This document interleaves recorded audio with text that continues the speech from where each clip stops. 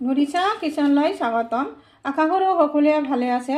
আজি মোৰ ৰেচিপিটো হ'ল ব্ৰকলি ফ্ৰাই। মই ব্ৰকলি ফ্ৰাই কেনেদৰে বনাইছোঁ আজি আপোনালোকক দেখাই দিম। এই ব্ৰকলিৰ লগত দিছোঁ ফুলকবি আৰু লগতে দিছোঁ সৰু সৰু চাই আলু। চাওক কিমান ধুনীয়া হৈছে ব্ৰকলি ফ্ৰাইটো আৰু কেনেদৰে বনাইছোঁ আপোনালোকে মোৰ ভিডিঅ'টো চাব আৰু চোৱাৰ আৰম্ভণিতে এটা লাইকো কৰিব আৰু শ্বেয়াৰ কৰিব। চাওক কিমান ধুনীয়া হৈছে ফ্ৰাইটো আৰু এইখিনি এইটো প্লেটত উঠাই লৈ আছোঁ।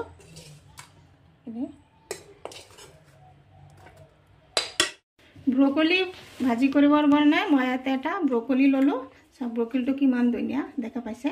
আৰু এইফালে লগতে লৈছোঁ ফুলকবিও ল'লোঁ এটা আৰু ইয়াতে লৈছোঁ সৰু চাই আলু ল'লোঁ।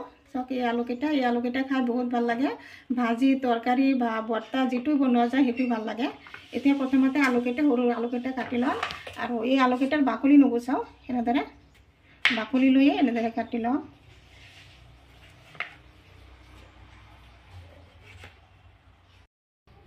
গুটিকেইটা আলু কটা হৈ গ'ল আৰু এই আলুকেইটা প্লেটত লৈ আছোঁ।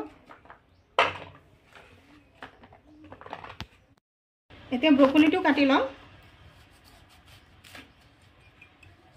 ডেটাটো নিদিওঁ, ডেটাটো ৰাখি দিলোঁ এক্সট্ৰাকৈ।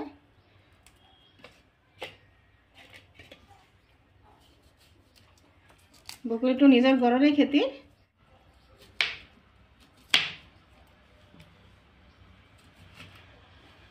ইমান ডাঙৰ ডাঙৰকৈ কাটি লৈ আছোঁ। ব্ৰকলিকেইটা কটা হৈ গ'ল, এইকেইটাও এই প্লেটত উঠাই লৈ আছোঁ। এতিয়া ফুলকবিটো কাটি লওঁ আৰু ফুলকবিটো গুটিখিনি নিদিওঁ, আদাখিনি দিম।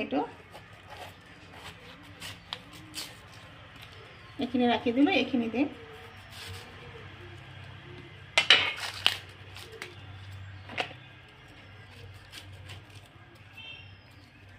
ফুলকবিটো এনেদৰে ব্ৰকলি নিচিনা এটা সাইজৰ কৰি কাটি লওঁ।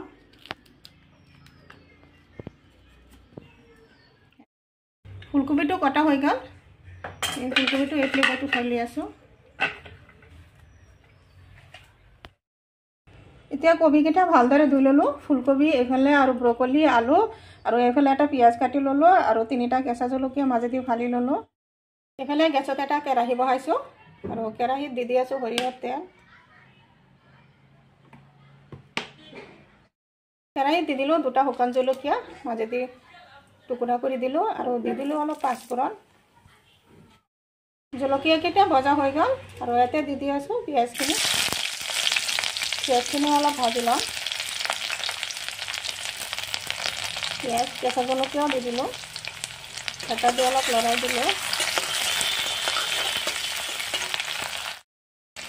ইয়াতে দি আছোঁ আলুখিনি প্ৰথমতে অলপ ফ্ৰাই কৰি লওঁ। আলুকেইটা অলপ ভাজি কৰি ল'লোঁ আৰু এতিয়া দি আছোঁ ইয়াতে ফুলকবি, দি দিলোঁ ব্ৰকলি, গুটিখিনি একেলগে তেলত ফ্ৰাই কৰি লওঁ। এনেদৰে তেলৰ লগত মিক্স কৰি দি আছোঁ।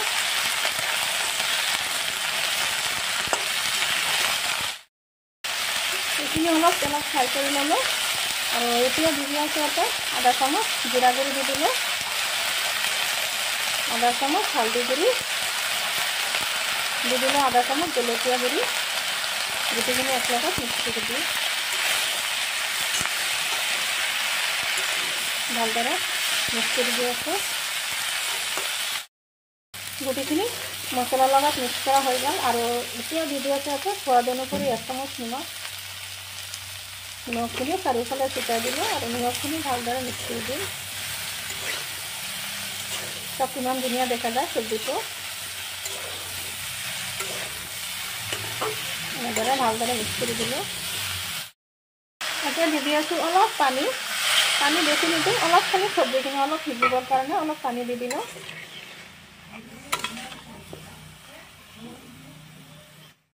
পানী দি দিলোঁ আৰু এতিয়া 10 মিনিটৰ কাৰণে ঢাকি থলোঁ আৰু গেছৰ ফ্লেমটো মই ল' ফ্লেমত ৰাখিছোঁ। আহিলোঁ 10 মিনিট পিছত, পানীখিনি শুকাই গ'ল।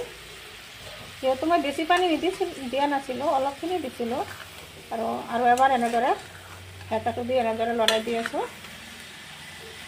কবিখিনি সিজি গ'ল, আলুটো সিজিছে দেখা পাইছে হেতা দি হেৰি কৰিছোঁ কাটি গ'ল মাজতে কিমান ধুনীয়া হৈ আছে আৰু এনেদৰে আৰু অলপ টাইম এনেদৰে ফ্ৰাই কৰি লওঁ লো ফ্লেমত এনেদৰে ৰাখিম আৰু অলপ টাইম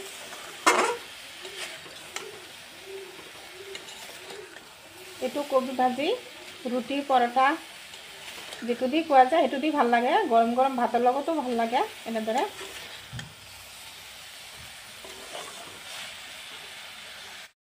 এতে দি দিলোঁ অলপ গৰম মছলা গুড়ি দিলেও ভাল এটা চেণ্ট আহে আৰু এইখিনিও ভালদৰে মিক্স কৰি লৈ আছোঁ কিমান ধুনীয়া হৈছে ব্ৰকলি ফ্ৰাইটো আমি ব্ৰকলি নহয় ফুলকবি আলু মিক্স ফ্ৰাই কিমান ধুনীয়া হৈছে এতিয়া নমাই দিম নিশ্চয় মোৰ ৰেচিপিটো ভাল লাগিছে যদি ভাল লাগে লাইক শ্বেয়াৰ কমেণ্ট কৰিব প্লিজ এটা সাবস্ক্ৰাইব কৰি কাষত থকা বেল আইকনটো প্ৰেছ কৰি দিব আজি মোৰ ৰেচিপি এইখিনি আকৌ আশা আছে কাইলৈ আৰু এটা নতুন ভিডিঅ' লৈ আহিম থেংক ইউ